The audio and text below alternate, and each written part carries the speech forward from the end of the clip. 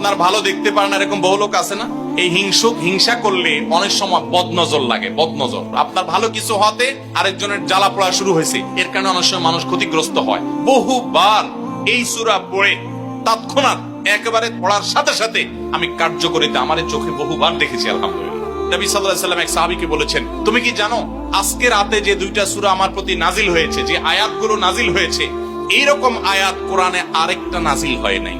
আমার বাসা বাচ্চার কোনো অসুবিধা হলে মাঝে মধ্যে আমার মিসেস বলতেন যে একটু দোয়া পড়ে খুদাও তো। আমি আমার মিসেসকে সাথে সাথে বলি, কেন, তুমি দিলে কি সমস্যা? অনেক সময় বাচ্চাকে নিয়ে আসেন, হুজুর একটু তাকে দোয়া পড়ে ফু দিয়ে দেন, একটু পানি পড়ে দেন। আমরা কি দোয়া পড়ি আজকে সেটা আমি আপনাদের সামনে ফ্ল্যাশ করে দিলাম, জানিয়ে দিলাম। আপনার যদি কোনো বিপদ হয়, আজকে অনেক ভাই প্রশ্নে লিখেছেন, অনেক সময় মানুষ বলে, ভাই আমার বাচ্চাটার এই সমস্যা, আমার ওই ওয়াইফের এই সমস্যা, আমার স্বামীর এই সমস্যা, আমার এই সমস্যা, আমরা আল্লাহর কাছে আশ্রয় চাইতে জানি না। আজকে শিখে যান, এই দুইটা সূরা নাজিল হওয়ার যে প্রেক্ষাপট, সেই ঘটনা শুনলে আমাদের ঈমান আরো বেড়ে যাবে ইনশাআল্লাহ।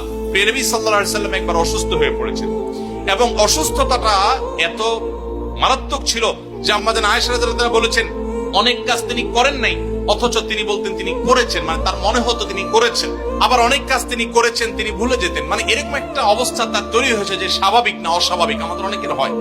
তখন নবী সাল্লাল্লাহু আলাইহি ওয়াসাল্লাম বিভিন্ন তখনকার যে চিকিৎসক ছিল তাদের সহযোগিতা নিয়েছেন, বিভিন্ন ট্রিটমেন্ট করেছেন, কিন্তু কোনোভাবে কোনো কাজ হচ্ছিল না।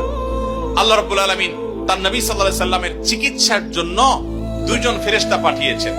তাদের একজন ফেরেশতা নবী সাল্লাল্লাহু আলাইহি ওয়াসাল্লাম স্বপ্নে দেখছেন যে একজন ফেরেশতা তার মাথার কাছে এসে দাঁড়িয়েছে নবী সাল্লাল্লাহু আলাইহি ওয়াসাল্লামের, আরেকজন ফেরেশতা নবী করিম সাল্লাল্লাহু আলাইহি ওয়াসাল্লামের পায়ের কাছে এসে দাঁড়িয়েছে।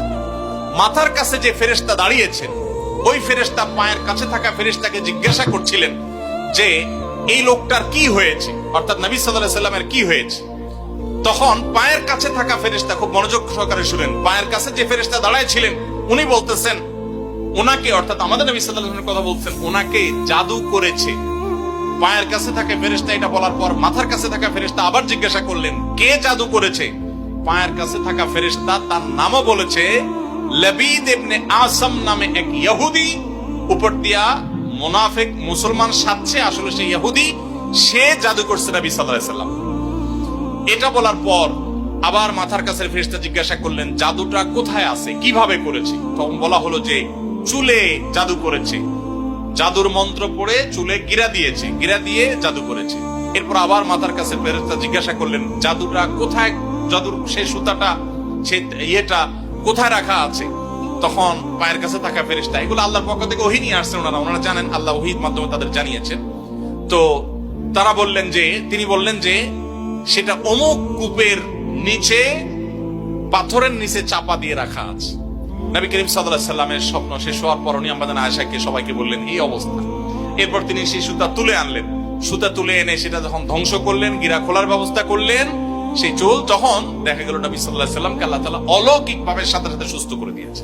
আপনি কোন আলিমের কাছ থেকে দোয়া দুরূদ পড়িয়ে নিতে পারেন, পানি পোড়া নিতে পারেন, তেল পোড়া নিতে পারেন, শরীরে ফু দিয়ে নিতে পারেন, এগুলো জায়েজ। রুকিয়া, ঝাড়ফুঁক বলে এগুলোকে, কোরআন আয়াত দিয়ে এগুলো করলে অসুবিধা নেই ঝাড়ফুঁক করা। কিন্তু আপনারা যারা এখানে আছেন সবাই এই আমলটা করতে পারেন। সেটা কি? সূরা ফালাক এবং সূরা নাস আপনারা ঠিকমতো পড়বেন। দেখেন আপনার বাচ্চার কোনো অসুবিধা হয়েছে, আপনি নিজে পড়বেন। কোনো হুজুরি দিয়ে করাতে পারলে ভালো। রাত 10টা বাজে বাচ্চা হঠাৎ কান্নাকাটি শুরু করছে, অস্বাভাবিক, আপনার কাছে মনে হচ্ছে অস্বাভাবিক কিছু, তো আপনি সূরা ইখলাস, সূরা ফালাক, সূরা নাস 3 বার পড়ে বাচ্চাকে ফু দেন। যদি আল্লাহর প্রতি ইয়াকিন থাকে আপনার, আল্লাহর শপথ করে বলছি, আমি নিজে আমার জীবনে বহুবার এই 3 সূরা পড়ে তৎক্ষণাৎ একেবারে পড়ার সাথে সাথে আমি কার্যকরিতা আমার চোখে বহুবার দেখেছি, আলহামদুলিল্লাহ। অতএব আপনি যদি ইয়াকিনের সাথে সূরা ফালাক, সূরা নাস, বিশেষ করে এই দুইটা সূরা আর সূরা ইখলাস সহ পড়তে পারলে আরো ভালো, তিনটা সূরা যদি আপনি পড়ে বাচ্চাকে ফু দেন, নিজের শরীরে ফু দেন। নবী করিম সাল্লাল্লাহু আলাইহি ওয়াসাল্লাম সূরা ফালাক, সূরা নাস এই দুইটা সূরা পড়ে নিজের শরীরে প্রায় ফু দিতেন, আমাদের আয়েশা রাদিয়াল্লাহু আনহা বর্ণনা করেছেন। এইজন্য এই দুইটা সূরা আমাদের পড়া উচিত। সেই সাথে নবী সাল্লাল্লাহু আলাইহি ওয়াসাল্লাম এক সাহাবীকে বলেছেন, তুমি কি জানো আজকে রাতে যে দুইটা সূরা আমার প্রতি নাজিল হয়েছে, যে আয়াতগুলো নাজিল হয়েছে, এইরকম আয়াত কোরআনে আরেকটা নাজিল হয় নাই। গোটা কোরআনে অন্য কোন সূরা, অন্য কোন আয়াত এরকম না, এগুলোর সমকক্ষ না। এরকম বিশেষ ফজিলতপূর্ণ আয়াতগুলো, অর্থাৎ সূরা ফালাক, সূরা নাস আজকে রাত্রে